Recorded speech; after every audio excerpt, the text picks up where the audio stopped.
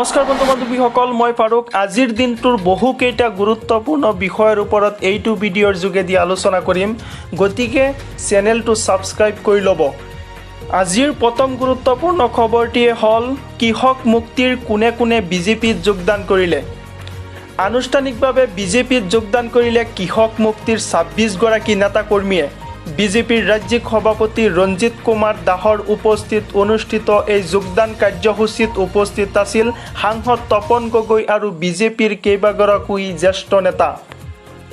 হেঙেৰাবাৰী ৰাজ্যিক বিজেপিৰ কাৰ্যালয়ত আয়োজিত এই যোগদান অনুষ্ঠানত কৃষক মুক্তিৰ প্ৰাক্তন সাংগঠনিক সম্পাদক লিখন হাজৰিকাৰ উপৰিও ৰাতুল বৰুৱা, বিতুপন বৈশ্য, অমৰ কলিতা, বিবেক শইকীয়া, পংকজ কৈবত্ৰ, বিকাশ শইকীয়া, প্ৰদীপ দাস, প্ৰাঞ্জল ৰাজবংশী, ৰিংকু কলিতা, মৃণাল কলিতা, ৰিদীপ বনিয়া, বিকি নায়ক, গগন কলিতা, প্ৰণৱ দাস, চন্দন পাঠক, নেত্ৰ তামুলী, ৰূপেশ্বৰ গগৈ, বাপদন মিৰি, ভুৱনেশ্বৰ দেউৰী, ঠগিৰাম দাস, মীনা চৌধুৰী আদিয়ে দলটোত যোগদান কৰে।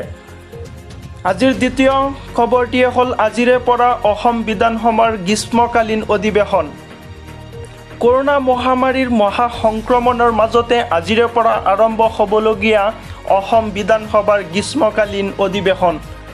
পুৱা ৯:৩০ বজাৰ পৰা আৰম্ভ হ'ব লগা এই অধিৱেশনত আলোচনা হ'ব বহুকেইটা গুৰুত্বপূৰ্ণ বিষয়।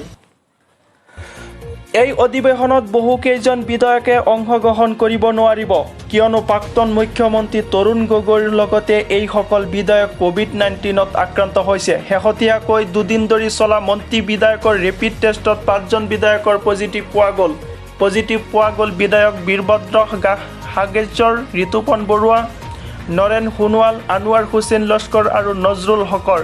এইসকল বিধায়কক ইতিমধ্যে চিকিৎসালয়ত ভৰ্তি কৰোৱা হৈছে। আজিৰ তৃতীয়টো খবৰ হ'ল জ্যেষ্ঠ অধিবক্তা প্ৰশান্ত ভূষণক ১ টকা জৰিমনা বিহিলে উচ্চতম ন্যায়ালয়ে।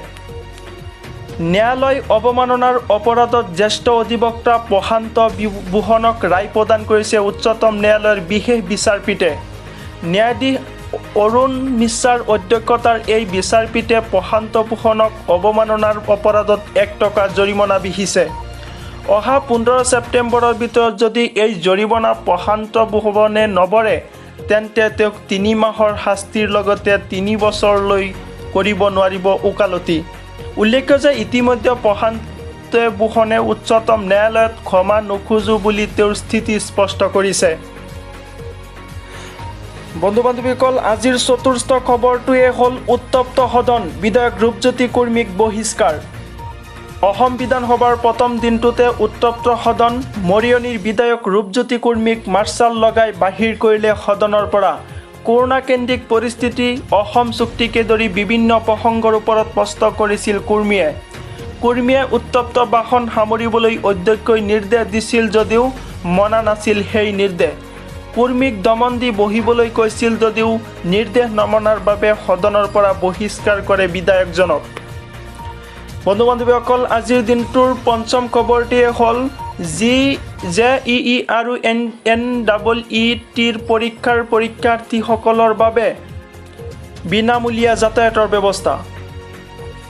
JEE আৰু NEETৰ পৰীক্ষাৰ্থীসকলৰ বাবে মধ্যপ্ৰদেশ চৰকাৰে ব্যৱস্থা কৰিছে বিনামূলীয়া যাতায়াতৰ ব্যৱস্থা। মধ্যপ্ৰদেশ চৰকাৰে শিক্ষাৰ্থীসকলে এই সুবিধা লাভ কৰিবৰ বাবে চৰকাৰে এটা পৰ্টেল মুকলি কৰিছে। এই পৰ্টেলৰ জৰিয়তে শিক্ষাৰ্থীসকলে নিজৰ নাম পঞ্জীয়ন কৰিব পাৰিব।